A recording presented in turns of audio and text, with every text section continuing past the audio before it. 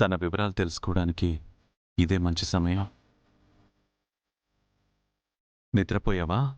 లేదు. నేను కొన్ని విషయాలు అడుగుతాను, చెప్తావా? నువ్వేమడిగినా చెప్తాను శంకర్. మీ ఊరేది?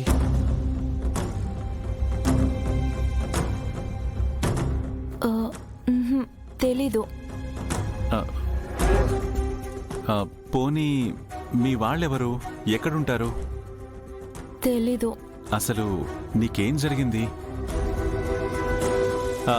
అంటే నువ్వు ఎలా చనిపోయావా అని.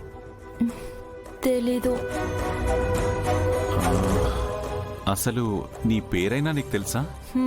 అది తెలీదు. కానీ మా దయ్యాలన్నీ నన్ను జ్వాలాముఖి అని పిలుస్తాయి. నువ్వు చాలా అదృష్టవంతుడు శంకర్. అంతకు మించి మంచివాడివి. నాకు మళ్ళీ జన్మంటూ ఉంటే నీకు భార్యగా పుట్టాలనుంది. నీలాంటి మంచి మనిషిని భర్తగా పొందాలనుంది.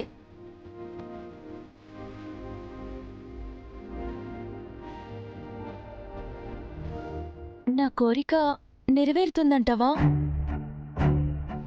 నేను మళ్ళీ పుడతానా? దయ్యంలా ఉండలేకపోతున్నాను శంకర్.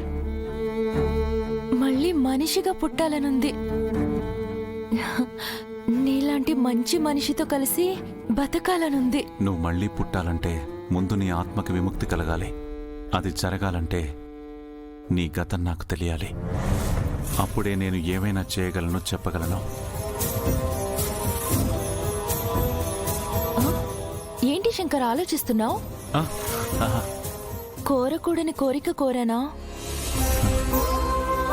తీరని కోరికలతో చనిపోతే దయ్యాలవుతారంట. ఏ తీరని కోరికలతో నేను చనిపోయి ఉంటాను శంకర్? అది తెలుసుకునే ప్రయత్నమే చేస్తున్నాను.